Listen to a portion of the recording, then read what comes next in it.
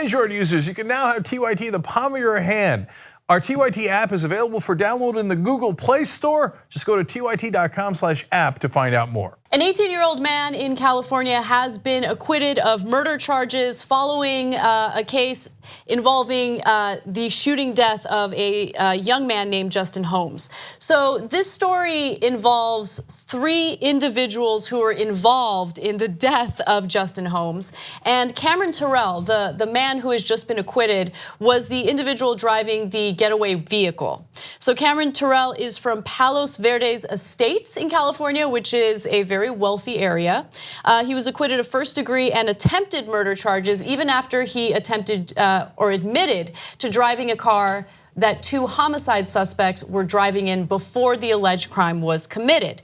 Now, he was given the option of bail, which is kind of incredible because usually people facing murder charges don't get that option, but he got that option. His family was able to put up $500,000 in cash to get him out, awaiting the trial. Then he goes through the trial and the jury decides to acquit him. Now, the LA County Deputy District Attorney attempted to argue that he was a gang member who knew the intent of the 2 juveniles who are black when they allegedly shot and killed a 21-year-old by the name of Holmes in rival territory. Just to be clear though, the victim here was not a gang member and unfortunately he didn't survive. There were 2 other men with him and luckily they managed to escape and were unharmed.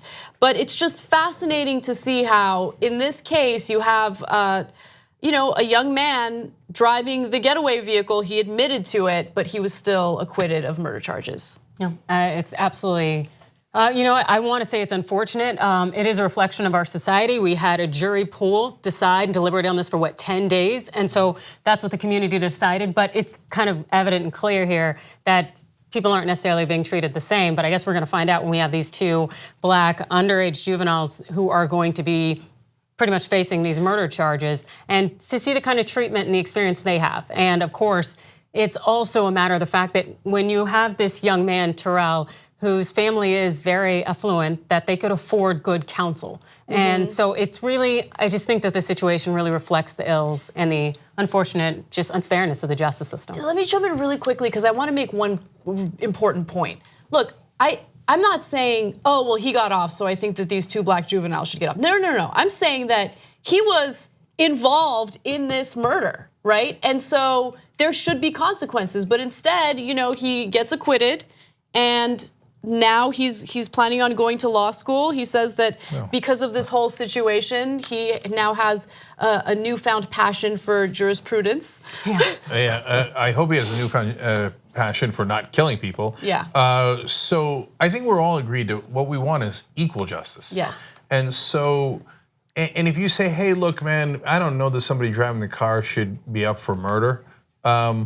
But do you know how many minorities get put away on murder charges for driving the getaway car? And it's not just minorities, how many poor people, right? If you're in the middle of Kentucky and you were driving the getaway car and your parents didn't have $500,000 for bail, et cetera, and all the money for those defense attorneys, you think you're not going to jail? You're going to jail, son. Yeah. You are, okay? And for a long, long time. But rich kid comes in, and now one other thing. Imagine that the prosecutors say he's a gang member. Now, if he was a black gang member and was not rich, do you think he gets away? Do you think they acquit him? And you can say, yeah, and maybe, but I doubt it, and you doubt it. I think probably what would have happened if this had been a young black man, he would have been, probably had a public defender who encouraged him to plead out. Yes. And he would be serving 30 years in jail at this point. Rather than going to trial because his parents, could afford it. This young man's parents could afford it. It's a prosecutor's job to prove the case.